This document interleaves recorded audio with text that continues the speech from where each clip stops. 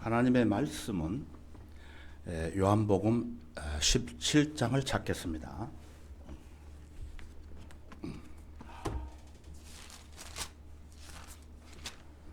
요한복음 17장을 찾으셨으면은 1절부터 3절까지 제가 읽겠습니다. 예수께서 이러한 말씀들을 하시고 눈을 들어 하늘을 보시며 말씀하시기를 아버지시여 그 시간이 왔나이다. 아버지의 아들을 영화롭게 하셔서 아들도 아버지를 영화롭게 하게 하옵소서. 아버지께서 아들에게 모든 육체 위에 권세를 주신 것은 아들에게 주신 모든 사람에게 영생을 주게 하려 하심이니이다. 영생은 이것이니 곧 사람들이 유일하시고 참 하나님이신 아버지와 아버지께서 보내신 예수 그리스도를 아는 것이옵니다. 다 같이 기도드리겠습니다. 위대하시고 자비로우신 주 하나님 아버지께 감사와 찬양과 영광을 돌립니다. 무엇보다도 하나님을 멀리 떠나 방황하는 저희들을 하나님의 말씀을 통해 좌로나 우로나 치우치지 않고 신앙생활을 영위할 수 있도록 베풀어 주심을 감사드립니다. 오늘 부족한 주의 종이 참 하나님이신 아버지께서 보내주신 예수 그리스도에 대해 성경을 상고하고자 합니다. 준비시켜 주신 말씀을 담대히 전할 수 있도록 주 성령님께서 인도해 주시고 말씀을 경청하는 모든 회원들이 하나님의 위대하심을 발견할 수 있도록 지각을 열어주시기를 간구드립니다.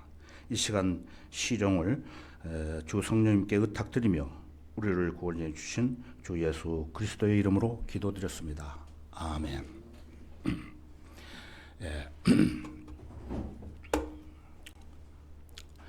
참 하나님이신 아버지께서 보내신 예수 그리스도라는 제목으로 말씀드리겠습니다.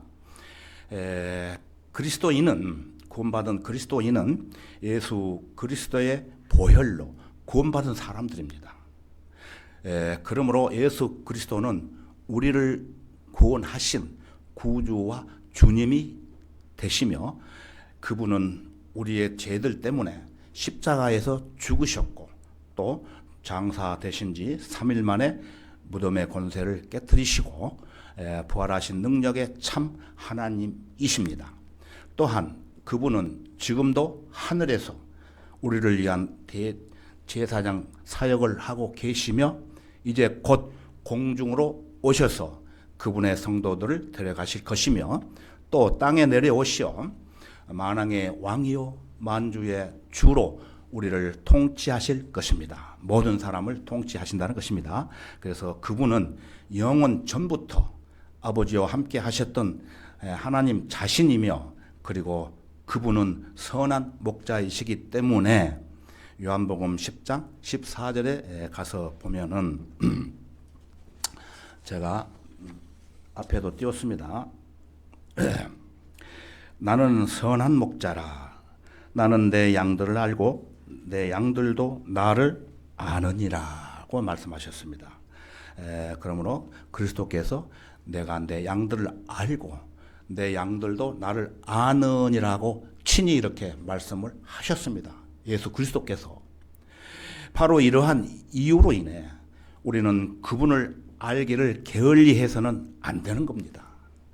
예수 그리스도께서는 구원받은 성도들을 누구보다도 더 잘 아시기 때문에 우리의 주님이 되시는 거예요. 그런데 우리가 그분을 모른다면 어찌 그분의 양이라고 말할 수 있을까요? 양들은 그분의 음성을 듣고 그분의 음성을 알고 따라가야 합니다. 만일 우리가 우리의 목자를 제대로 알지 못한다면 우리는 다른 사람을 따라갈 수밖에 없기 때문에 우리가 예수 그리스도에 대해서 공부를 하는 것입니다. 설교를 듣는 것입니다. 무엇보다도 바라는 것은 예수 그리스도를 통해서 많은 성도들이 우리를 구원하신 구주와 주님이시며 또한 선한 목자가 되시는 그분에 관한 지식을 얻어 그리스도의 충만하심에 장성한 분량에 이르도록 되는 것입니다. 자, 하나님께서 보내신 예수 그리스도, 첫 번째 그리스도의 애언과 생애를 한번 살펴보도록 하겠습니다. 예수님께서 탄생하시기 훨씬 이전에 그분이 오실 것이라는 예언이 있었습니다. 자, 여기서 한번 질문을 드릴게요. 여러분, 이 세상에 태어나시기 전에 아무개가 몇 년 몇 월 달에 이 세상에 온다는 그런 예언 보셨습니까? 석가모니, 공자, 맹자, 그 사람들도 몰라요. 그래서 이 예언이라는 것은 앞으로 되어질 일들을 미리 이렇게 되리라고 하는 것이 예언이에요. 그래서 예언이라는 것은 아무나 할 수 없어요. 석가모니가 예언합니까? 안 된다는 거예요. 자, 그러면 성경을 한 구절 보겠습니다. 베드로후서 1장 20절에서 21절을 보시면은 먼저 이것을 알지니 성경의 어떤 예언도 사사로운 해석에서 나온 것이 아니니 예언은 예전에 사람의 뜻에서 나온 것이 아니요 오직 하나님의 거룩한 사람들이 성령으로 감동을 받아 말한 것이니라. 부연 설명을 드리면은 예언은 어떤 사람의 뜻으로 되는 것이 아니고 오직 하나님의 거룩한 사람들이 성령으로 감동을 받아 말한 것이라고 말씀합니다. 성령으로 감동. 구원받은 사람, 구원받지 않는 사람은 안 되는 거예요. 예수님의 탄생에 대한 예언들이 정확하게 성취되었다는 것은 바로 성경이 다양한 사람들에 의해서 짜 맞춰진 책이 아닌 한 분의 저자, 딱 한 분의 저자, 즉 하나님에 의해서 쓰여진 책이라는 것을 증명을 하는 것이며 성령 안에서 우리의 믿음을 강건케 해주는 요소가 되는 것입니다. 여러 사람이 예언을 할 수 없어요. 생각이 틀리기 때문에. 그래서 단 한 분, 누구죠? 하나님, 참 하나님께서 사전에 예언을 해 놓으셨다는 거예요. 자, 이제 예수 그리스도께서 태어나신 예언된 말씀을 몇 구절만 보겠습니다. 예수 그리스도는 예고 없이 이 땅에 오신 것이 아니죠. 여러분들 맞습니까?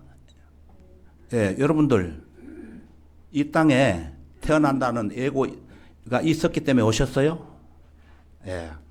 예고 없이 이 땅에 오신 것이 아니요. 선지자를 통해서 예수님께서는 선지자를 통해서 미리 예고하도록 해서 그 예언된 날짜에 정확하게 오셨다는 것입니다.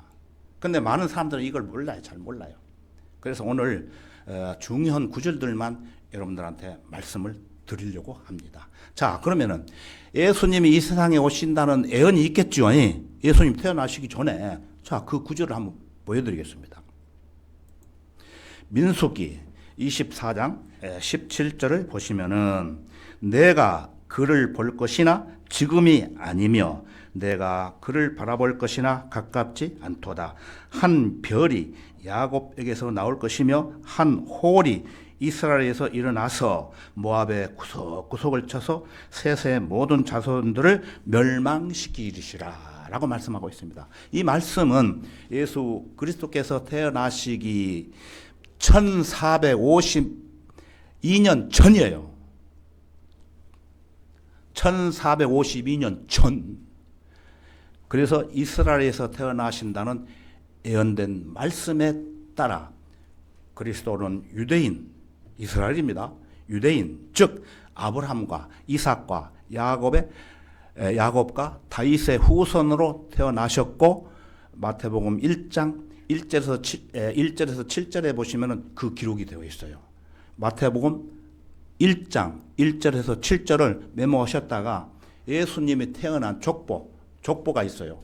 여러분들 족보 있잖아요. 여러분들 아버지, 할아버지, 증조, 고조 쭉 올라가면 족보. 그 족보가 있어요. 예수님이. 그냥 태어나신 게 아니에요. 예.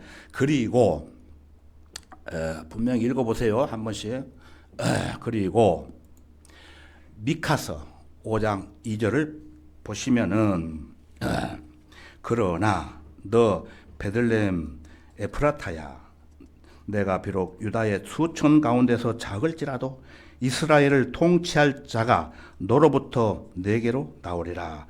그의 나오심은 예로부터요 영원부터였느니라. 예, 영원부터. 이 말씀은 예수님께서 태어나시기 전에 710년 전에 미카라는 선지자를 통해서 예언된 말씀입니다. 이 말씀을 청취하기 위해서, 이루기 위해서 누가복음 2장 4절에서 7절에 가서 보면은 베들레헴에서 탄생하셨다고 기록이 되어 있습니다. 찾지는 않겠습니다만 이것도 메모하셨다가 한번 보시기 바랍니다. 그리고 구약성경 이사야 7장 14절에 가서 보면은 그러므로 주께서 친히 한 표적을 너희에게 주시리라. 보라, 한 처녀가 임신하여 한 아들을 낳으리니 그의 이름을 임마누엘이라 하리라. 여러분, 시집 안 간 처녀가 얘기는 할 수 있습니까? 이해가 안 되죠. 이 말씀만 보고는. 근데 제가 설명을 해 드릴게요. 예, 이 예언의 말씀을 또 성취하기 위해서 성경 한 줄을 보시면은 마태복음 1장 23절입니다. 자, 아까 예언된 말씀을 마태복음 1장 23절에 이렇게 성취했다고 기록해 놓았어요. 읽겠습니다. 보라, 한 처녀가 잉태하여 한 아들을 낳으리니 그의 이름을 임마누엘이라 하리라 하셨으니 이를 해석하면 우리와 함께 하시는 하나님이라고 이렇게 기록이 되어 있어요. 이 구절은 방금 말씀드린 대로 이사야 선지자를 통해 예언된 말씀대로 성취되었던 것입니다. 한 처녀가, 동령녀가, 처녀는 동령녀라고 표시를 합니다. 동령녀가 잉태하여 아들을 낳으니, 예, 처녀가 잉태하여 한 아들을 낳으니 동령녀. 자, 그러면 여러분 여기서 잘 들으실 것은 뭐냐면은 동령녀입니다. 동령녀라는 뜻은 세상에서 물들지 않고, 세상에 물들지 않고 몸과 마음이 깨끗한 처녀를 뜻하는 한자어입니다. 그러므로 예수 그리스도는 동령녀에게서 탄생하셨습니다. 처녀 몸에서, 즉 생물학적인 남녀의 결합 없이 오직 성령 하나님의 영으로 말미암아 잉태되어 탄생하셨다는 뜻입니다. 교리적으로. 여러분, 예? 아빠 엄마를 통해 태어났잖아요. 예수님은 처녀의 몸에서 남자 없이 태어난 사람이에요. 그래서 동령녀라고 얘기를 하는 거예요. 자, 아담이 범죄한 이후에 태어난 모든 사람은 그 부모로부터 죄성을 물려받음을 우리는 성경을 통해 알 수 있죠. 아담. 네. 그래서 그 구절을 한번 찾아보겠습니다. 시편 51편 5절입니다. 시편 51편 5절에 가서 보면 보소서 내가 제학 중에서 조성되었고 그 중에 내 어머니가 나를 배웠나이다. 예, 내가 제학 중에, 여러분들은 제학 중에 조성되었고, 예? 어머니가 나를 배웠다는 말씀이에요. 자, 또 시편 58편 3절을 보겠습니다. 악인들은, 예, 구원받지 못한 악인들은 모태로부터 벗어났으며 그들은 태어나면서부터 거짓을 말하며 곁길로 나가는도다. 예, 복음 전도 집회 때 이 말씀을 제가 많이 사용을 합니다. 그래서 만일 그리스도께서 아담의 죄성을 물려받았다면, 예? 물려받았다면 만약에 그도 죄인이라는 거예요. 죄인. 그가 죽은 것도 그의 죄 때문이라는 거예요. 이렇게 말할 수 있지만, 믿지만 아버지 하나님께서는 이 난해한 문제를 소위 동령녀 탄생이라는 방법으로 해결해 주신 것입니다. 자, 그리스도인은 동령녀 탄생의 신비를 믿고, 이 신비예요, 신비. 신비 아니면 될 수가 없어요. 신비를 믿고 경배하며 받아들여야 되는 것입니다. 성경을 그대로 받아들이라는 거예요. 이 궁금증에 대한 유일한 논리적인 답변은 다음 이렇게 말씀을 좀 드리겠습니다. 즉 죄성은 아버지로부터 아들에게 넘겨진 것이지 어머니에게서 아들에게 넘겨진 것이 아니라는 거예요. 예수님께서는 육신적인 아버지가 없어요. 처녀의 몸으로 태어났기 때문에 아버지가 없어요. 다만 성령님이 아버지셔요. 마리아가 어머니였지만 죄성을 아기 예수에게 전달해 주지 않았다는 거예요. 이런 난해한 문제를 해결하신 우리 하나님은 얼마나 놀라운 분이십니까? 그로 인해 우리는 갈보리 십자가 위에서 죄로부터 우리를 구속하신 구세주를 소유할 수 있게 되었던 것입니다. 그래서 여러분이 구원을 받았어요. 죄 없는 사람 예수를 통해서. 죄 있는 사람이 죽어가지고 어떻게 살아납니까? 그렇다면 예수님은 어떻게 죄성을 물려받지 않고 탄생하셨을까요? 본론으로 들어갑니다. 자, 그 예언의 역사적 성취를 보면은 마태복음 1장 18절에서 25절에는 또 누가복음 2장 4절에서 7절에 있는 것과 똑같은 이야기가 기록되어 있어요. 마태복음 또 누가복음에. 간단하게 제가 정리를 해봅니다. 마리아는 요셉과 정혼하였으나 동거하지 않았다. 결혼하기로 정을 했는데 요새 세상에는 결혼하기 전에 막 동거해 불잖아요. 예수님은 정혼한 처녀인 동령녀에게 탄생을 했는데 동거하지 않았다는 거예요. 그는 자기의 명예를 보호받아 결혼할 수가 있었다. 간단하게 끊습니다, 제가. 그 다음, 마리아의 잉태는 성령으로 이루어진 것이지 정혼자인 요셉에 의해서 된 것이 아니며 또한 어떤 다른 사람에 의한 것도 아니다. 마리아 아니고 다른 사람하고 어떤 씨를 받은 것이 아니다.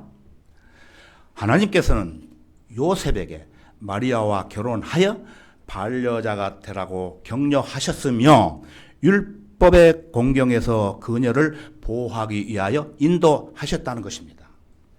오늘 잘 들으셔야 돼요. 그래야 하나님과 예수님과 사이 또 우리가 구원받는 그런 과정을 확실하게 알 수 있어요. 그래야 성경을 믿는 거예요. 하나님께서는 우리에게 온전하신 구세주를 주시기 위하여 이러한 내용으로 보정하셨어요. 마태복음 1장 25절은 요셉과 마리아가 비록 결혼을 했을지라도 구세주가 탄생하실 때까지는 아까 앞에서 말씀드린 대로 남편과 아내로 함께 생활하지 않았다고 가르쳐주고 있습니다. 같이 한 방에 생활하지 않았다는 거예요. 하나님께서 잉태된 아기가 육신의 아버지에 의하여 결코 오염될 수 없다는 것을 우리에게 보여주시기 위하여 이러한 상세한 내용의 구절들을 삽입하시면서 특별한 주의를 기울이셨다. 또 예수 그리스도께서 죄성을 지니지 않고 인간이 되는 유일한 길은 동령녀 탄생뿐이다. 처녀 동령녀란 아직 남자를 모르는 여자를 말하는 거예요. 말씀드렸지만 마리아는 예수님의 탄생 후 요셉과 함께 부부로서 동거했을 때까지는 처녀로 있었다는 거예요. 확실하기 위해서 더 부연 설명을 드리는 거예요, 제가. 구원은 본 교리와 밀접하게 연결되어 있으며 만일 예수께서 처녀에게서 탄생하지 않았다면 저와 여러분은 구원받지 못한 죄인이라는 거예요. 하지만 예수님은 인간의 씨가 아닌 무슨 씨여요? 성령으로 잉태되어 탄생하셨기 때문에 저와 여러분이 진짜로 구원받을 수 있었다는 것입니다. 그분께서는 죄 없는 인간으로 또한 죄성도 갖지 않는 인간으로 다른 사람을 구원할 수 있는 인간으로 세상에 들어오셨다. 임마누엘이란 우리와 함께 하시는 하나님이라는 뜻이라고 앞에서 말씀을 드렸죠. 그분께서는 죄 없는 인간으로 또한 죄성도 갖지 않는 인간으로 다른 사람을 구원할 수 있는 인간으로 세상에 오셨다는 것은 절대적인 진리로 변화될 수 없으며 무조건적인 진리이기 때문에 부인할 수 없는 매우 유용한 진리이기 때문에 이 진리를 여러분들이 믿으시라는 것입니다. 이 말씀들이 이제 진리가 되었다고 하는 것은 하나님께서는 이 세상에서 살기 위해서 오셨기 때문에 동령녀에게서 탄생하신 구세주께서 세상에 임재하고 계심을 우리의 마음속에 끊임없이 기억을 해야 된다는 것입니다. 자, 예수님은 유령이 아니십니다. 그분은 실제의 사람이기 때문에 우리의 살 있잖아요. 살과 우리의 뼈와 같은 뼈 있잖아요. 뼈와 같은 뼈를 가진 참다운 사람이다라고 말씀하심으로써 자, 빌립보서 2장 7절을 보시면은 오히려 자신의 영예를 버리고 종의 형체를 입으시어 사람들의 모습을 취하셨느니라. 사람의 모습을 취했다는 거예요. 그분은 우리의 형제가 되셨으며 또한 그분은 성령으로 잉태되었으며 하나님께서는 자신의 피를 가지고 육신의 몸을 입고 나타나셨다는 것입니다. 디모데전서 3장 6절에 가서 보면은 경건의 신비는 논쟁에 여지없이 위대하도다. 하나님께서는 육신으로 나타나셨고 성령으로 의롭게 되셨으며 천사들에게 보이셨고 이방인들에게 전파되었으며 이방인들은 우리를 얘기하는 거예요. 유대인들 외에 이방인들에게 복음이 전파되었다는 것입니다. 전파되었으며 세상에서 믿음 바 되셨고 영광 가운데로 들려 올라가셨습니다. 함축해서 설명하는 겁니다. 그래서 하나님께서는 육신으로 나타나셨고 이것은 진리의 기둥과 터전에서 나온 거룩한 성경이며 사도행전 20장 28절에 보면은 하나님 자신의 피를 가지고 하나님께서 육신으로 나타나셨다고 기록이 되어 있습니다. 하나님의 피, 인간의 피가 아니고 하나님의 피, 성령으로. 육신으로 나타나신 예수님은 성령으로 잉태되었으며 예수 그리스도는 참 하나님이시며 영원한 생명이라고 요한일서 5장 20절에 또 기록이 되어 있습니다.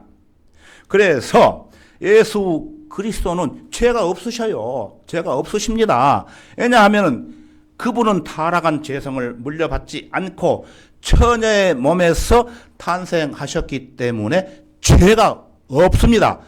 자, 여러분 이해되십니까? 이제 좀? 예? 예. 이거 이해 못 하시면 안 돼요. 예?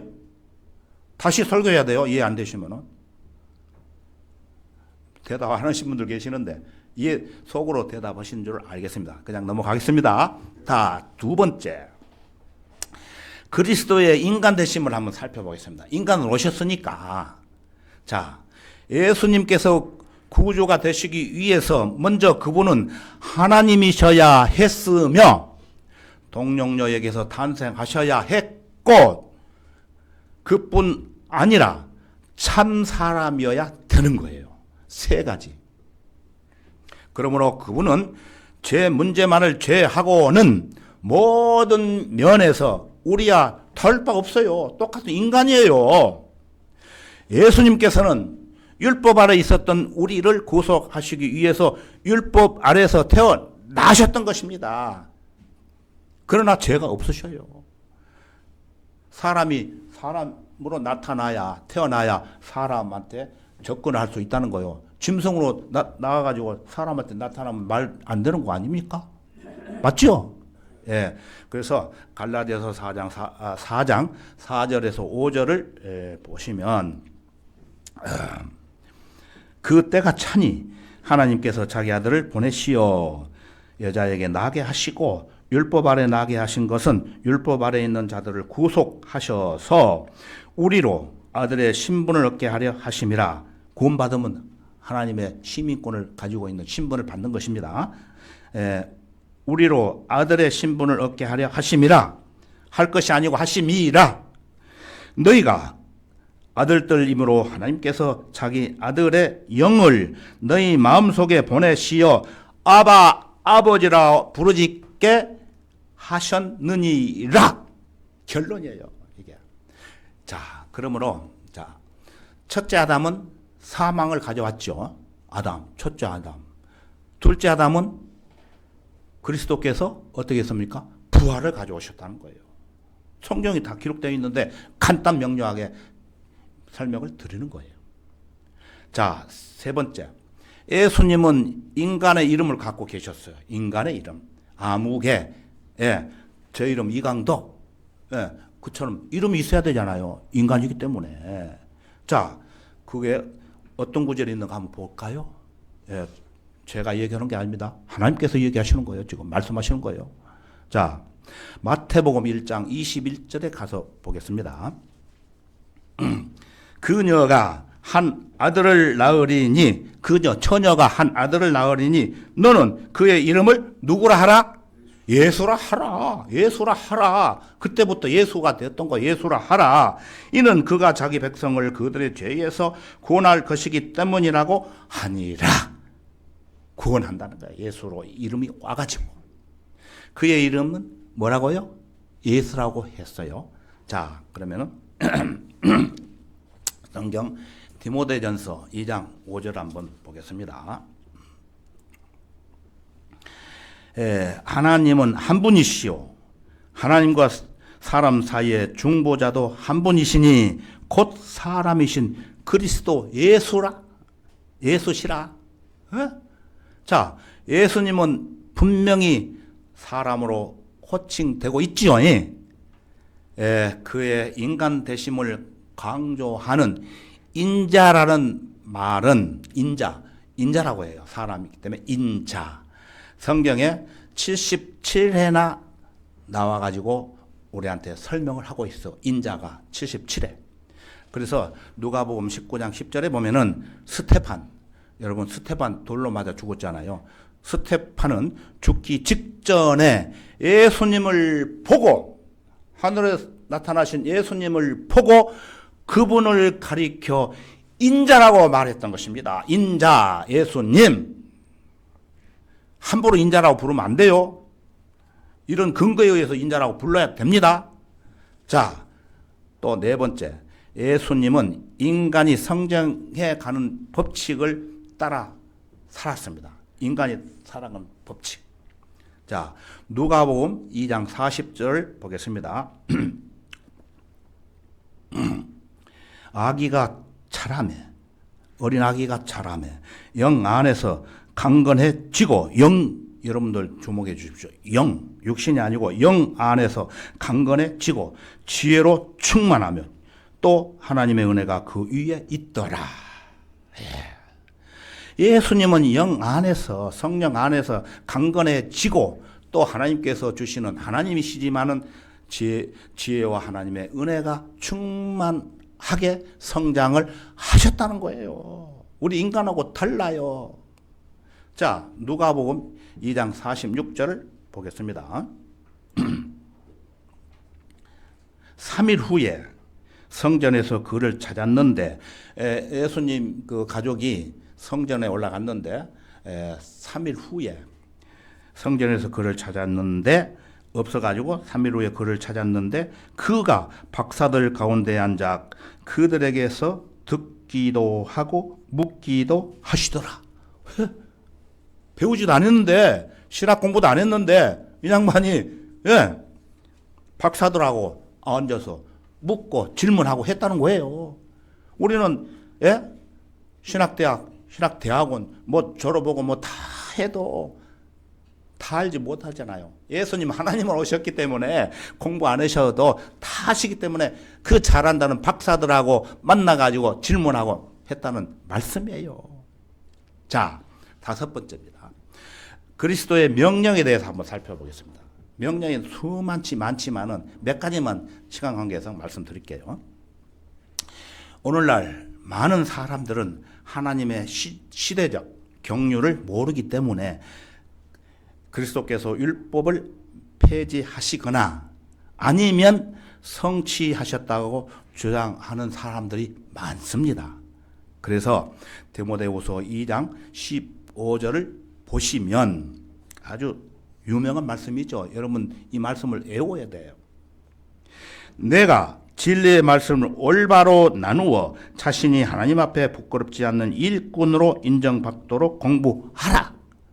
개혁성경은 변개시켰어요. 그래서 여러분 현재 은혜 시대이지 않습니까? 은혜 시대 때 어떤 행위가 없어도 오직 예수 그리스도를 믿음으로 구원을 받는데 율법 시대 또는 다가올 대환란 때에는 믿음과 행위가 있어야 구원을 받는다고 설명을 하고 있지만 이러한 시대적 경륜을 모르는 사람들은 지금 믿음으로 구원받은 은혜 시대를 대환란 시대로 착각하고 있기 때문에 어떻게 착각하냐면은 우리 세연이 여기 있는데 옛날에 세연이랑 같이 교회 다니는 언니라는 사람이 있는데 전화 와가지고 야 우리 들림 못 받아 지금 대환란 때 질름 받아. 또 우리와 같이 성경 공부하고 했던 전도인 있어요. 아무개인데 그 사람도 이상한 설교가 막 빠지더라고. 그래가지고 우리가 잘 살아야지 예수님만 믿고 구원받고 하늘나라에 갈 수 없다. 휴거가 안 된다. 그래서 대환란 시대에 가서 고생을 찌큰 해가지고 거기서 믿음과 행위가 있어야 들림 받는다. 이걸 얘기해. 그래가지고 세연이한테 너 공부해가지고 이러이러 해서 이러이러 설명해 주라고 그런 얘기를 했는데 우리 세연이가 또 듣고 있네요. 그래서 여러분들이 잘 알으셔야 돼요. 세연이뿐만 아니고 확실하게 그렇게 얘기를 하실 분들이 있어야 돼요. 그래서 성경 공부를 하는 거예요. 그래서 올바로 나누어 성경을 공부하라는 말씀이에요. 일꾼으로 인정받도록 공부하라. 명령이에요. 명령. 그래서 우리가 성경 공부하는 거예요. 여러분 외우십시오. 이 말씀.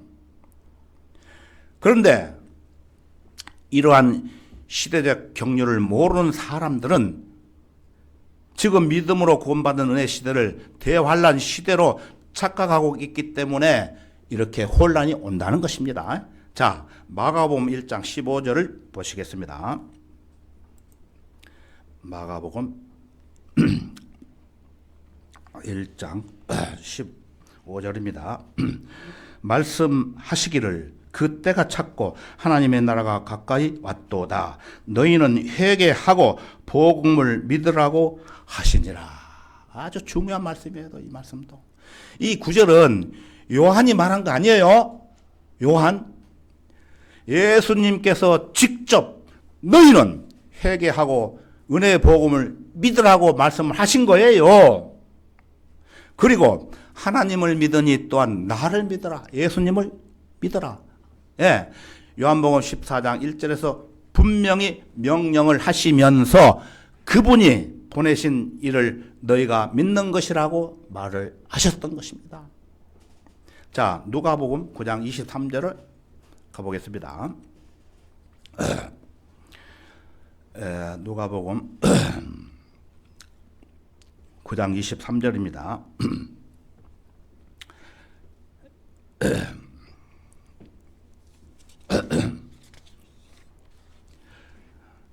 또 그들 모두에게 말씀하시기를 누구든지 나를 따라오려거든 자기를 부인하고 날마다 자기 십자가를 지고 나를 따르라. 이것도 명령이에요. 그리스도인들은 예수님을 따르는 것 이외에 다른 임무의 선택을 할 수가 없는 거예요. 다른 일을 할 수 없다는 거예요. 예수님을 따르라는 겁니다. 누구든지 예수님을 따라오려거든 자기를 부인하고 날마다 자기 십자가를 지고 나를 따르라. 십자가에 대해서는 다음에 또 설명드릴게요. 자, 누가복음 21장 36절을 보겠습니다. 그러므로 깨어서 항상 기도하라. 그래야 장차 일어날 이 모든 일에서 피하고 또 인자 앞에 서기에 합당하게 여겨질 것이라고 하시더라. 성도의 생활은 무조건 기도하는 생활이어야 합니다.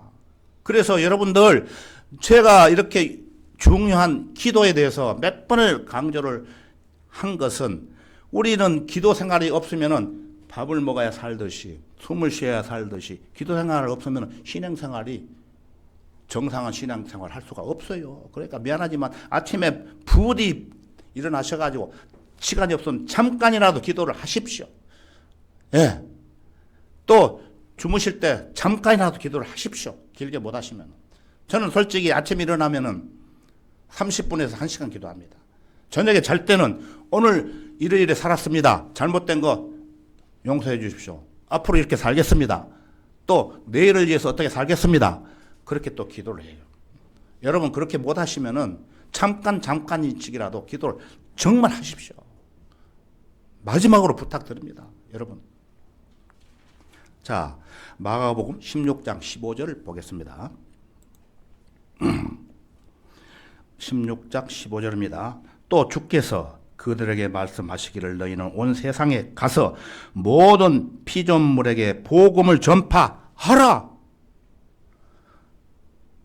모든 성도들은 자기가 현재 있는 바로 그곳에서 직장이든 학교든 어디서든지 간에 그곳에서 복음을 전해야 합니다. 이 말씀도 제가 여러 번 말씀을 드렸습니다.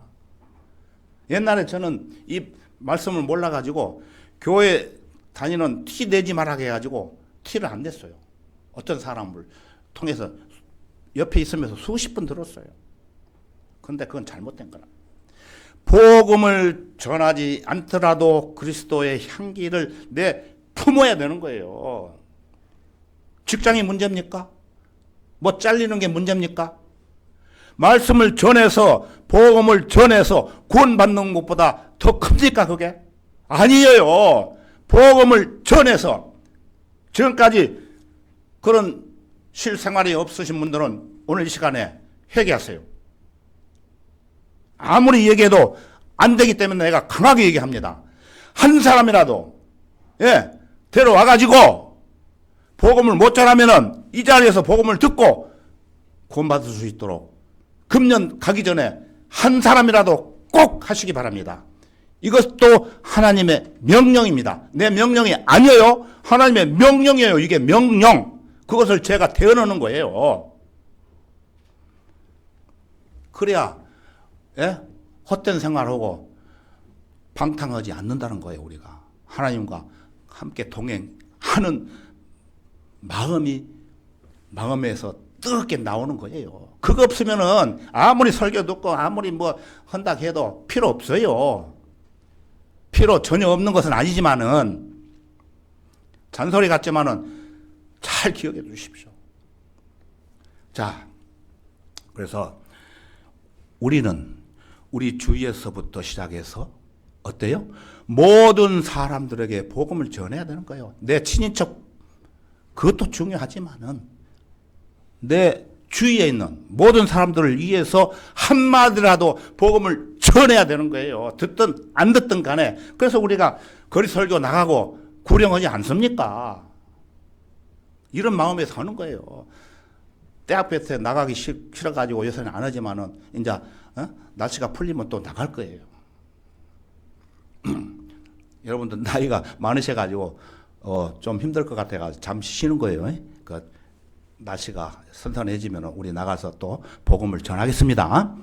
주일날은 여러분들 비워놓으세요. 어디 가서 누구 만나가지고 뭐 엔조이하고 뭐 얘기하고 그거 할 필요 없어요. 제일 중요한 것은 복음 전하는 거예요. 복음 전하고 난 이후에 교회에서 교제하고 성도들 간에 서로 얘기하고 난 이후에 시간이 남으면 가세요. 그렇게 하셔야 돼요. 강제 같지만은 하나님 명령이에요. 명령. 자, 여섯 번째. 그리스도의 이적에 대해서 한번 살펴보겠습니다. 이것도 이적에 대해서 몇 시간을 해야 되는데 잠깐 이적에 대해서 맛만 여러분들한테 보여드릴게요. 그리스도의 이적이란 기적이라고도 해요. 기적. 예수 그리스도께서 공생의 기간 동안에 하나님의 권능으로 행한 초자연적인 표적과 기사를 의미하는 겁니다. 기사. 표적과 기사. 가사가 아니고 기사. 그래서 신약성경 복음서에 기록된 이적들은 단순한 초자연적인 현상을 넘어서 예수님의 하나님의 아들이자 메시아이심을 증언하는 표적으로 깊은 신학적 의미를 가지고 있다는 것입니다. 성경에 기록된 그리스도의 이적은 크게 네 가지로 나눌 수 있어요. 네 가지 영역으로. 그래서 첫 번째 치유적 이적으로 질병과 육체적 고통을 안고 있는 사람들을 고친다는 것입니다. 자, 몇 구절 볼게요. 마태복음 9장 6절에서 7절을 보겠습니다.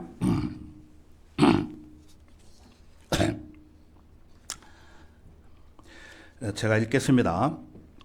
그러나 인자가 땅 위에서 죄들을 용서하는 권세를 가진 것을 너희로 알게 하려 함이라 하시고, 증거를 보여준다는 거예요. 하시고 그 후 그 중풍병자에게 말씀하시기를 일어나 내 침상을 들고 내 집으로 가라고 하시니 그가 일어나서 자기 집으로 가더라. 여러분, 이 세상에 중풍병자 나는 사람 보셨어요? 보셨으면 한번 얘기해 보세요. 가짜로 그냥 뭐 짜가지고 중풍병자라 해가지고 많은 사람들 앞에서 중풍병자야 주님의 말씀으로 말하노니 일어나라 해가지고 그런 기적을 베푸는 가짜 목사들 수없이 많아요. 그거 따라가면 큰일 납니다. 요즘 그런데 예수님께서 중풍병자를 만나시고 예수님이 하나님의 권세 가지셨기 때문에 그것을 내가 예수 인간이지만은 하나님의 피를 가지고 이 세상에 오셨기 때문에 그것을 하나님으로 생각하라 해서 증거를 보여주기 위해서 이 중풍병자를 낫게 해줘요. 38년 된 중풍병자를 낫게 해주는 거예요. 1년도 아닌 실지예요. 실지. 예수님이 오셔가지고 그 시대에 있었던 내용이에요. 여러분들. 만들어서 제가 설명드리는 거 아니에요. 시간은 가지만은 좀 자세히 좀 하겠습니다. 다시 못하니까. 자, 그리고 마태복음 12장 13절을 보겠습니다. 그리고 나서 주께서 그 사람에게 말씀하시기를, 다른 사람입니다.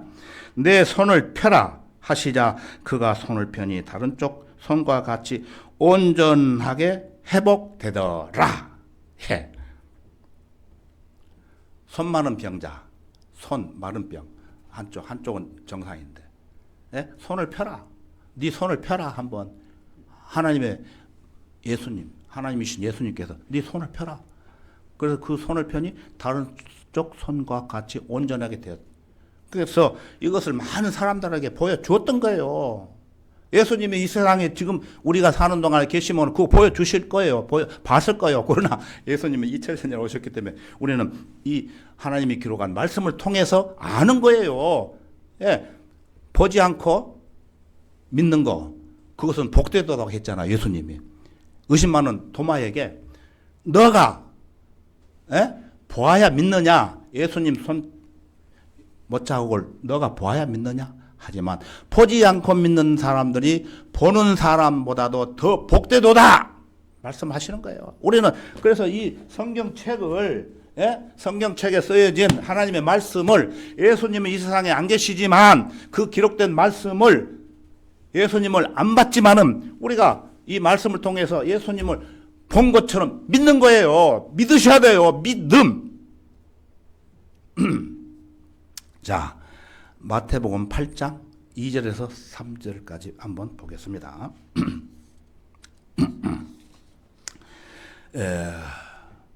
한번 찾아보세요. 마태복음 8장 2절에서 3절 마지막 구절입니다. 마태복음 8장입니다. 8장 신약성경 처음 마태복음 8장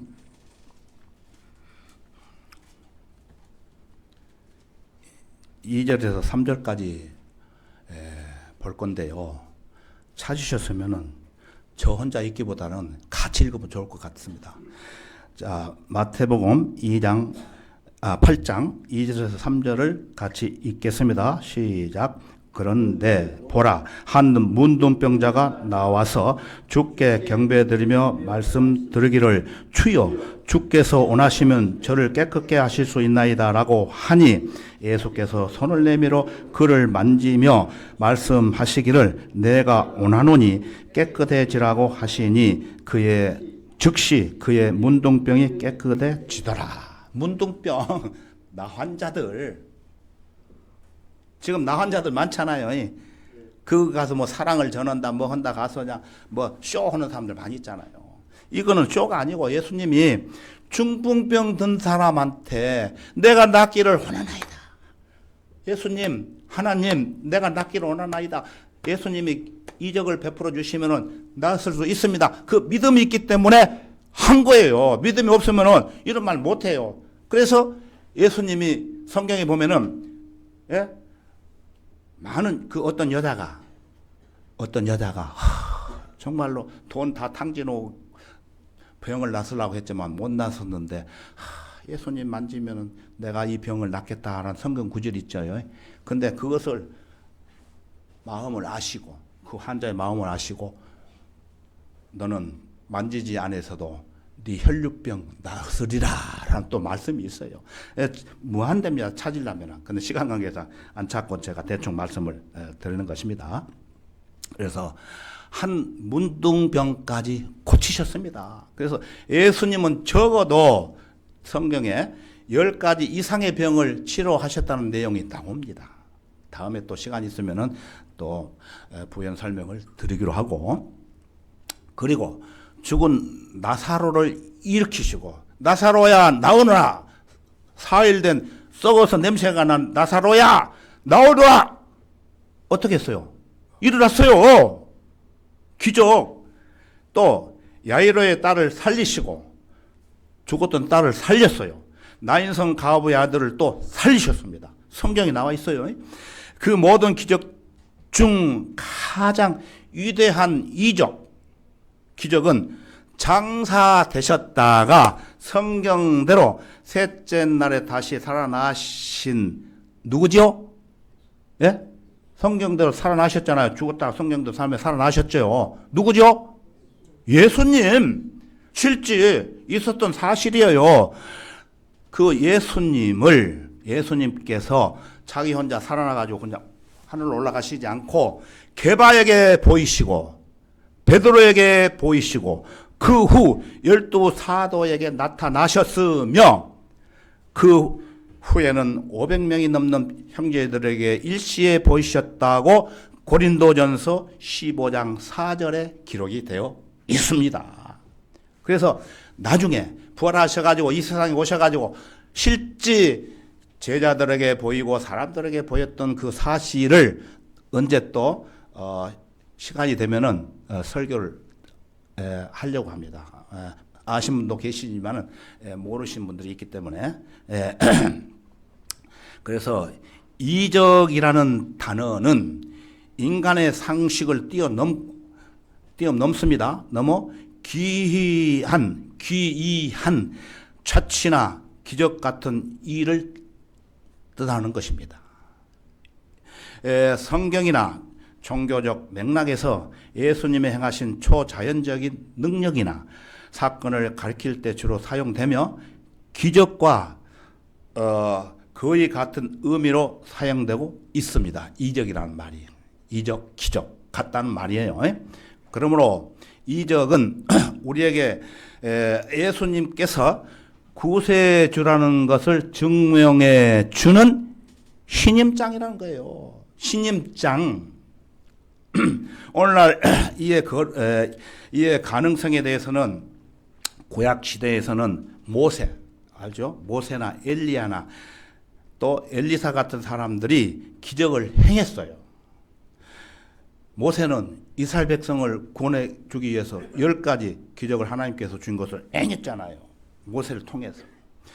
예수님께서 승천하신 이후로는 베드로, 바울, 또 다른 사도들이 기적을 행했습니다. 실제로.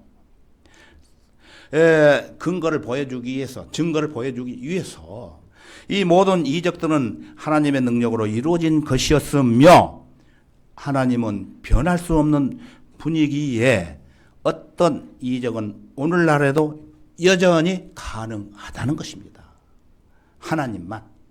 그러나 한 가지 달라진 것이 있다면 이적은 때때로 복음 전하는 자를 신뢰케 하기 위해서 행해질 수도 있다는 것입니다.